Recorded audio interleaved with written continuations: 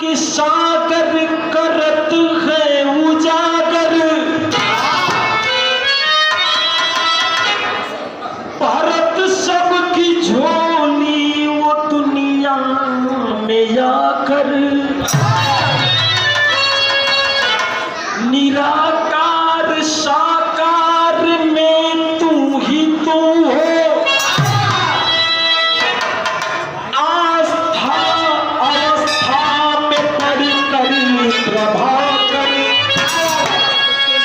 मानव के रूप खूब धरती पर आए, अगर व्यक्ति शक्ति का करता न करे, शिकवा शिकायत प्रभु को न खाए, दूर होने लगे उनको पता करे।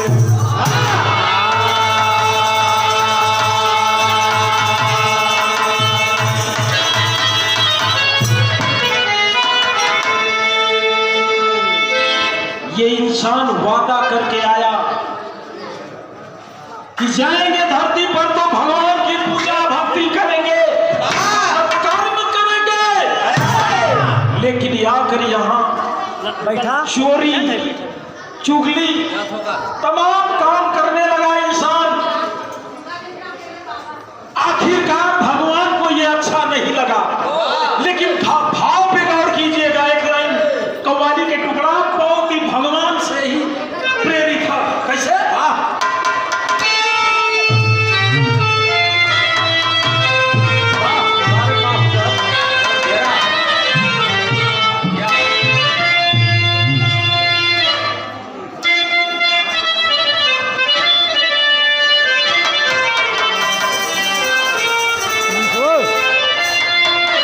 अरे ऐसे कैसे हो जाई,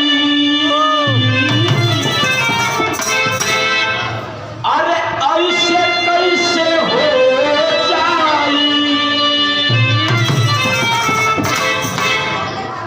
मोहब्बत के सौदा